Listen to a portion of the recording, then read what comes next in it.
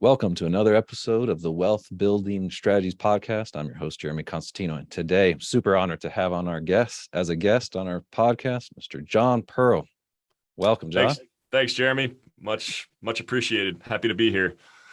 So, Mr. Pearl is the founder, co-founder, and general partner of Freedom Investor, as well as his own podcast, Freedom Investor Radio, and he works full-time as a nuclear security specialist. So we'll dive in and see what that really means, because I have no idea. I want to know what that is.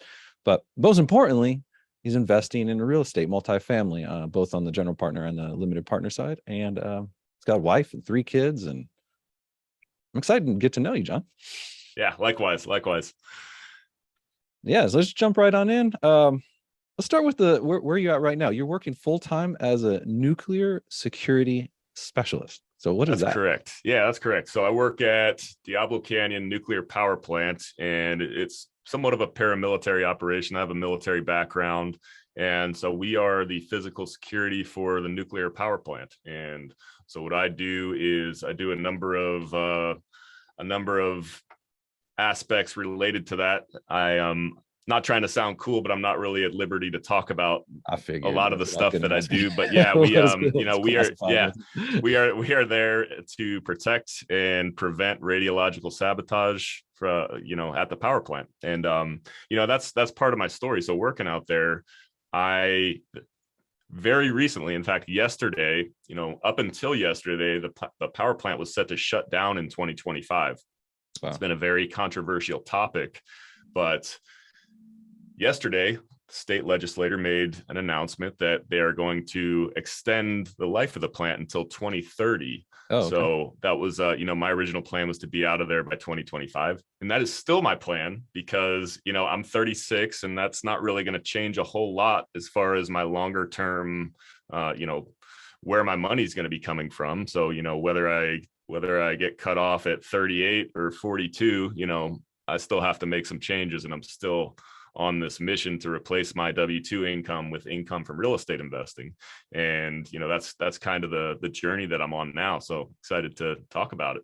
Absolutely. Yeah. The moment of leaving the W-2 world behind is a huge moment. And that happened for me, I think I was 33 when that happened for me. And that was a monumentous occasion. It's exciting and it's energizing. Something that you shoot for your whole life, I guess. Yeah, absolutely. And I mean, don't get me wrong. Like I love my job. I love the people that I work with. It's great money. It's a great lifestyle. I only work 7 days out of every 2 weeks. So I work 12-hour shifts, but they're all front loaded at the front of the week. So I work every Sunday, Monday, Tuesday, and every other Wednesday. So, it's not a bad lifestyle really. But, with, the state of everything going on, I just, I've made the decision and I'm going all in on real estate. So what was that spark, I guess? So we all go through college, and then, many of us are veteran, or I'm not a veteran, but there's veterans out there, the people that are in the military. So you were a National Guard, right? Is that where you were? Yeah. So I was, in college, I did Army ROTC. I went to the University of Tennessee, go Vols, got our first W last night. And, it's already football season now? Yeah, man. Yeah, seriously. So yeah, at the time of this recording, we're recording September 2nd. Yeah, college football started, at least for Tennessee, last night. I'm a Sooner, so Boomer Sooner. Okay, gotcha. Right on. I won't hold that against you. Okay, good. So so I went to infantry basic officer leader course in 2011, and was feeling real good about myself. And my girlfriend at the time, she came out to the Central Coast of California, and she got a job here, and I couldn't find any meaningful work out here. I mean, I was, for about a year or so, I was working 2 jobs. I was working at Trader Joe's, and I was a beach lifeguard here. We live on the coast, and I was a beach lifeguard here on the Central Coast. Love that job, but it doesn't make a whole lot of money. Is that San Luis Obispo? I saw. Yep. Yeah, absolutely. Yeah, we're about 20, 30 minutes from the coast, depending on where you're at. So yeah, I was doing that, but I wasn't feeling great. Ultimately, I got a job at the power plant and, started making some good money. I was 50 grand in the hole with student loan debt though. And, that also led to some of my, feeling low. I was was dating the girl of my dreams, wanted to get married, but I had all this debt and I didn't want to, ask her to marry me until I paid that off. So luckily I got the job and, started developing some good money tracking, saving, spending habits. And I got that debt paid off aggressively over the course of about a year and a half, 2 years. Man, And I'll just interrupt you right there. People always ask, what is the first step? And you nailed it on the head. You have to control your finances of where you're at right now. Don't worry about getting investing first but it is exactly what you just said. Like, you have to get control of those finances. yeah, absolutely. It was a huge eye opener for me. There was about a 6-month span where I was unemployed and I had debt collectors calling me, and I started surfing a lot right around that time. Cause I could leave my phone in the car and nobody could reach me out there, and I could just be out there at peace. And, it's not the right way to do it. Of course, going back, I would have done things differently, but it was a really low point. It left a really long lasting impact on me that I never want to feel that way again with money. And, yeah, absolutely. If you've got bad debt, like, you need to get that paid off. And, that was, luckily I have some people in my life who are, very good with money. And I started listening to them, something I hadn't done previously. And, I got that debt paid off, and I took those same principles that I had been using to pay it off, but now I was storing that money with the intent of investing it. Well, at the time, actually, I was investing, 401k and, Roth IRA and that stuff. But ultimately I discovered real estate investing. And from that point on, all bets were off with the stock market. I was then storing money to invest in real estate. Right. And, ultimately I discovered multifamily and syndications, and, the ability to passively invest in syndications. And ultimately I wanted to be on the general partner side of the house, putting these large deals together and helping other folks generate passive income. But, yeah, that's kind of how I got started investing passively. And as far as the, wanting to live a lifestyle with more freedom and control, as I mentioned, I love my job and I love the people I work with, but the nature of W-2 work is, you're not compensated based on the value that you bring to the table. You're not compensated based on merit. You're compensated based on what, somebody else thinks you should get paid, some arbitrary number, and your raise is generally, in my world at least, somewhere in the 2 to 5% range. And, for me, it's not really worth it to bust my tail, that much harder if I'm only going to be making a 1% increment more than the guy who's doing nothing. And this isn't any, I'm not targeting anybody specifically here when I say this. It's just the nature of it. Like, I want to be in a space where I can, if I want to work 18-hour days and put as much as I can into something, I want to be compensated accordingly. And that's the case with real estate investing. There's no ceiling. How soon in your W-2 job did you come to that aha moment, or was it just one after another? Yeah, it took a few years, honestly. Like, at first I was just stoked to be making that much money, but, then you kind of, it was really not until I started learning about real estate investing and talking to other folks, getting out to these events and meeting people who had used real estate to, become full-time real estate investors. And, it's definitely not retirement by any means, but you control your life and you control the amount of money that you're bringing to the table. And I really love that aspect of it. So yeah, I mean, at first I was just stoked to be making the money, but at a certain point, you meet enough people and you realize what else is out there. You read enough books, you listen to enough podcasts, and it's just kind of an eye-opening process. What were some of the most impactful podcasts or conferences or meetups that you went to, or persons that influenced you?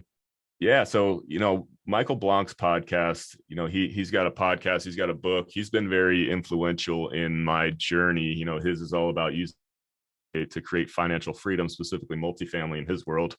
Yeah, but just, going to some of the real estate events, you just meet people, nobody specifically, but you just meet people who seem to be, your average Joe. And you come to find out that they, personally own 400 units of real estate, and, they're bringing in, $30,000 of passive cash flow every month. And you're just like, huh, I think maybe I'm doing something wrong here, and, it's just you have enough of those experiences, and it just kind of it just kind of all comes together, and you realize that you need to make a change. And Yeah, that's whenever people ask me also, how do you get in real estate? I say first get a control of your finances, but the second thing is you got to start learning. You got to start reading the books, listen to the podcast. You got to start going to conferences and spend.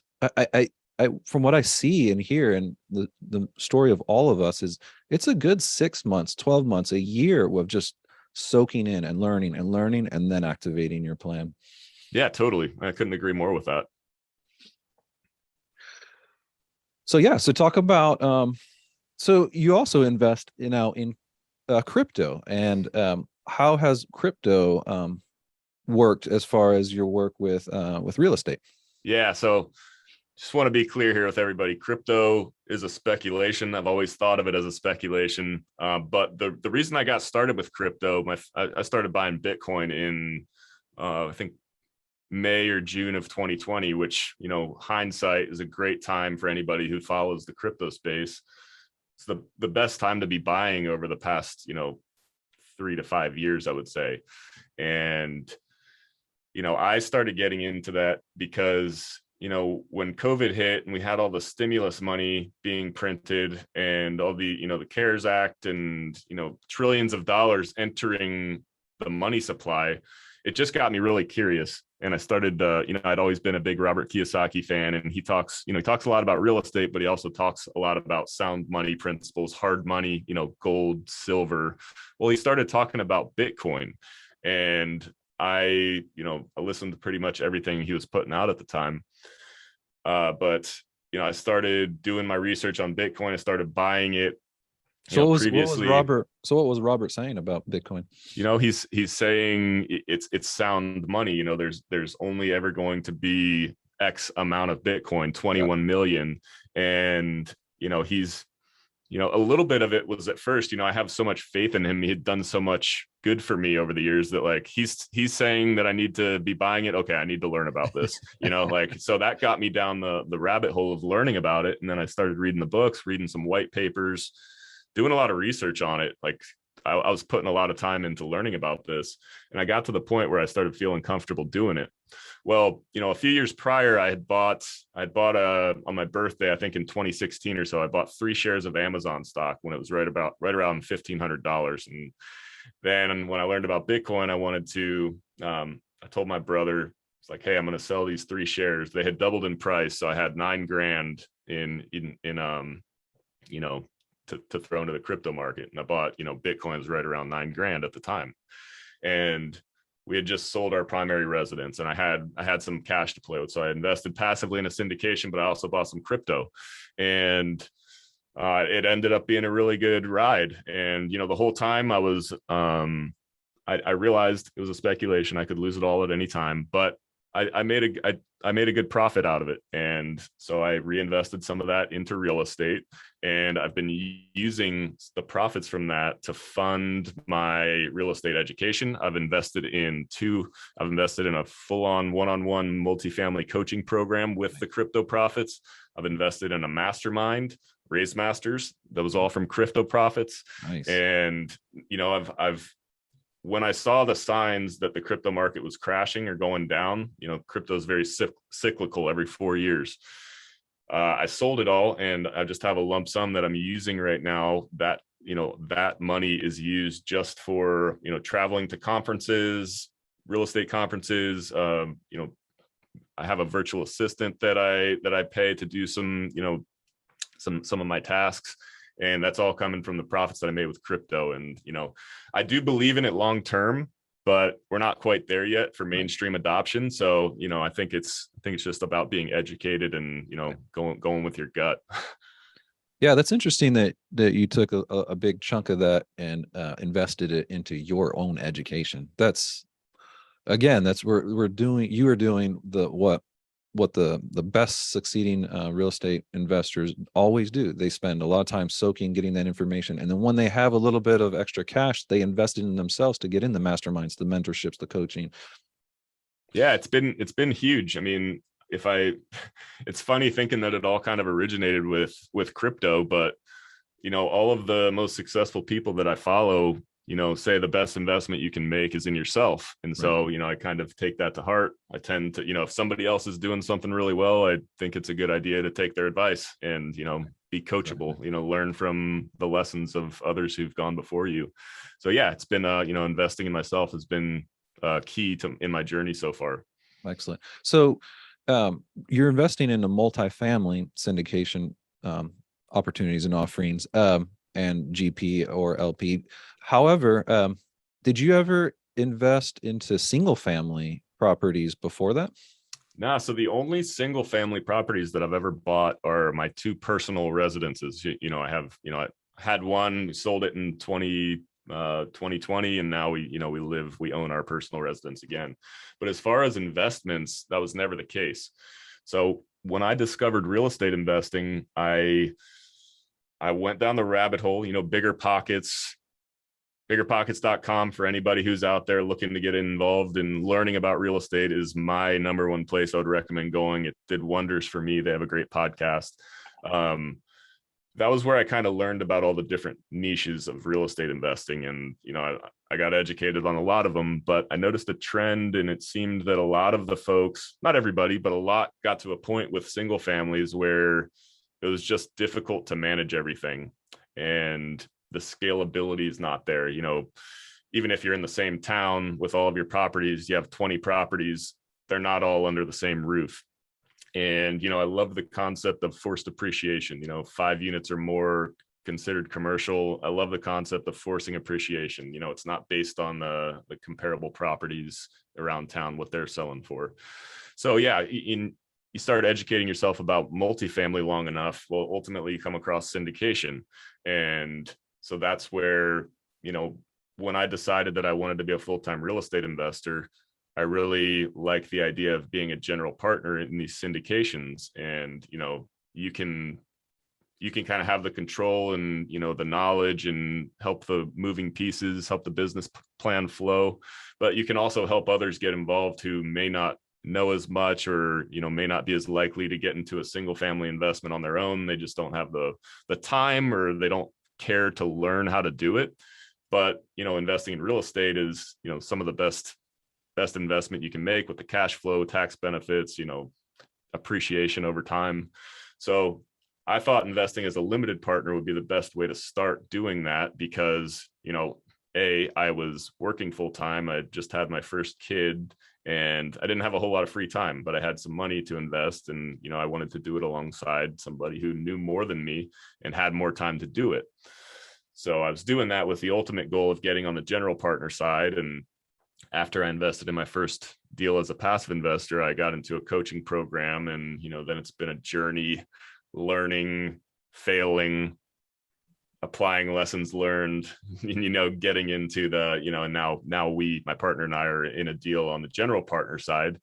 And we're just, it's all a continuous learning process, growing, constantly moving forward, and, just continuously developing.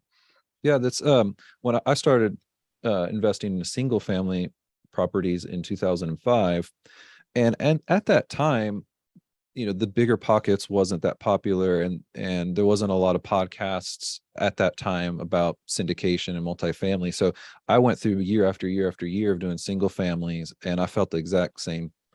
I experienced what you just described about it's very difficult to scale.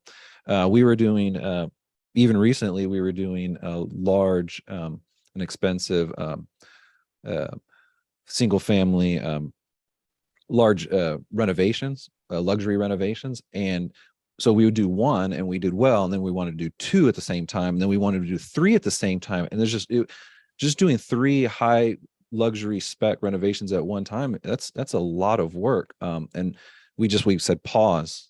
Let's now get into commercial. Like we just like, we have to get into commercial. Yeah. I mean, that's kind of the general theme I noticed. And that was ultimately why I just decided, it may take me longer to gain traction going straight into the multifamily space, but, I had a kind of, somewhat long time horizon before I needed to be, making lots of income from real estate. So I just figured I would learn and kind of increase gradually. Yeah, a handful of years ago, there was also kind of a stigma that said, no, to get into multifamily or commercial, you need to start out with single family. But that's been obliterated in these last couple of years, with so many young investors are starting out in multifamily, and they start out by getting the education, being on the limited partner side, exactly what you're talking about, and it is very doable. And that's just a urban myth, I guess. No. Yeah, I mean, even, when I was starting to learn about this stuff, that was definitely the case. That was the biggest dilemma I saw, to buy a single family. Like, should I just invest, in buy a single family property or pay for a coaching program? And, Yeah. I spent a lot of time deliberating over that. And, ultimately I decided the coaching program was going to be the way to go. And, if I had purchased a single family at that time, appreciation's gone crazy, who knows what, but you know what, just got to kind of pick a plan and roll with it. Right. Right. That's right.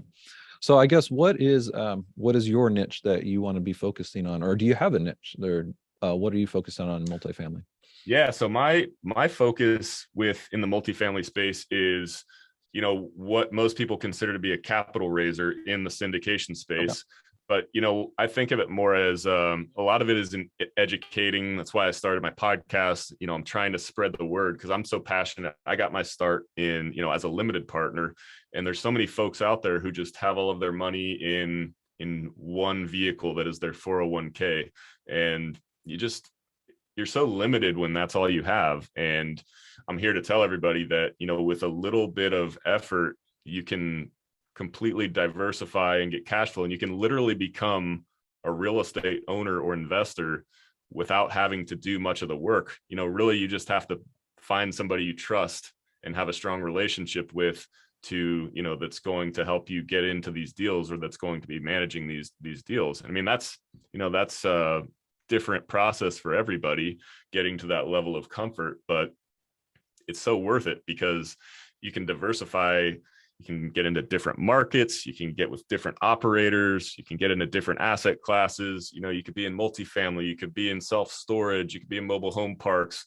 Just spoke with a gentleman yesterday, Don Spafford of Happy Camper Capital, who is putting together these luxury RV resorts.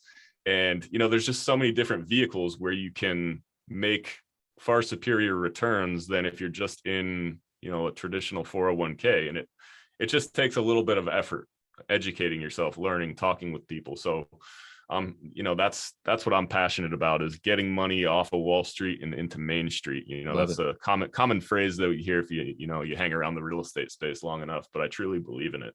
I love it. Yeah. So I'm co-owner in a handful of brokerage offices, JPAR real estate offices across the country. And my partners and we have over 350 agents in just our offices. But the reason why I'm bringing that up is when we talk about, I've started now talking a lot more and educating more on multifamily syndications and commercial syndications. And even in the real estate brokerage world of agents and brokers, they don't even know about syndications and what's a general partner and a limited partner. It's shocking to me and mind-blowing that even in the real estate world itself of broker owners and agents, they don't even know. So again, that's why I'm starting the podcast as well too. So that's kind of my focus for my for this podcast, is to educate our realtors and the real estate sales brokers and owners about this. And even if they are doing well in producing a lot, they could qualify as accredited investors, and they have the opportunity now to invest passively. Yeah, absolutely. It's just, I think, financial literacy in general is an epidemic in the US. I'm sure it exists in other countries as well, but I see it firsthand every day. And, I think there's just a lack of awareness, a lack of knowledge. People are so distracted by everything going on in their life that you kind of get caught up with that, keeping up with the Joneses mentality, especially in the W-2 world, when you have a specific role and you're supposed to look and dress a certain way and drive a certain type of car, live in a certain type of neighborhood, when really none of that stuff matters. Nobody else cares about that stuff. It's just you and how you want to be perceived. When I would recommend everybody ask themselves a question: what's more important, looking cool or, bearing down, buckling down, controlling your finances for a few years, and then just completely living a life of freedom. And then you can scale up and get all the cars and the houses and, all that stuff. But, it's all about freedom and control. And, real estate gives you the opportunity to do that.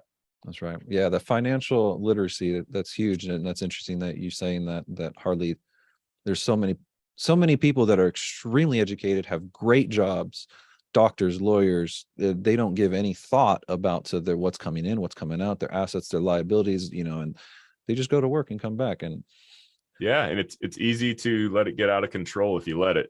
I've been guilty of that plenty of times. You just, you got enough money coming in, so what's another monthly subscription, what's another car payment, like but it's important. Treat your life like a business, keep your ledger, know what you're spending your money on, and eliminate the stuff that's unnecessary and start buying cash flowing hard assets.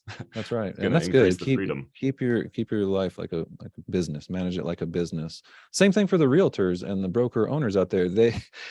It's worse for them because they know the real estate game. They're the ones selling the properties to us syndicators, so they know they know the game. Well, how about you actually, the broker owner? How about you actually now participate and be an owner in the deal? Yeah, absolutely, couldn't agree more. So what's next for your business, and what are some of your goals? Yeah, so we are in the process. So my partner and I, we are in the process of starting a customizable fund, and we're still learning about it, but it's a very powerful vehicle. It enables us to bring partners into deals, and we can kind of vet out the operators who are putting these deals together. That's our value proposition, is that we, over the course of the past few years, we've developed so many strong relationships with strong operators who have strong track records. So we're kind of trying to be the connectors to folks who may not know about these opportunities. And, all these powerful, successful operators, they have deals. This is an unfair space that we're in, and the folks who have the strongest track records are going to get access to the best deals. So, a lot of times these folks have a plethora of deals and opportunities and not enough capital to fund them. And so what we're trying to do is help educate and connect folks who may be, busy professionals. They love what they're doing. They have money to invest, and they may not know about this investment vehicle in, passively investing in real estate. And, there's a lot of powerful strategies out there for high income earners, especially if they're married and they can get their spouse to have, real estate professional status. There's a lot of really powerful tax strategies out there that, they're completely legal, and, a lot of people just don't know about them. So we're really just, focused on educating folks and being connectors right now. Fantastic. And so we have our Freedom Investor Fund that's about to go live in next week. Wow. Okay. So where can the listeners find more information about the Freedom Investor Fund that's coming up? Yeah, so the best place to go right now is so we have our free guide that educates folks and tells you everything you need to know about, why you would want to invest passively, how the process works. And you can find that at www.passivecreprofits.com. That's CRE as in commercial real estate. And there you'll find everything you need to know. There's links to schedule a call or jump on, connect with us on LinkedIn, listen to our podcast, all that good stuff. Excellent. So good. So, man, I appreciate you coming on the show today, and man, we got to have you back on next time. And I want to know how that fund works out. So, in a couple of months or a couple of weeks, come back on and tell us how it's coming. Absolutely, Jeremy. It's been a pleasure chatting with you. Awesome. Well, that's a wrap for this episode of Wealth Building Strategies Podcast. Until next time.